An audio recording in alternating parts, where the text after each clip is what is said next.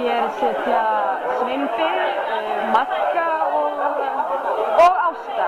Við erum hér í góðum fíling að drekka öl og aðra orkugjafa og því að reykja sígarettur. Allt upp á þínu, Sveinbjörn. Hlusta á mig alveg!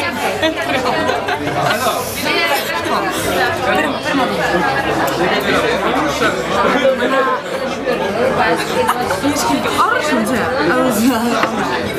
Er að byrja að fá sér kaffið? Pabbi? Takk fyrir. Takk fyrir. Pabbi alveg hérna ekki hann síman.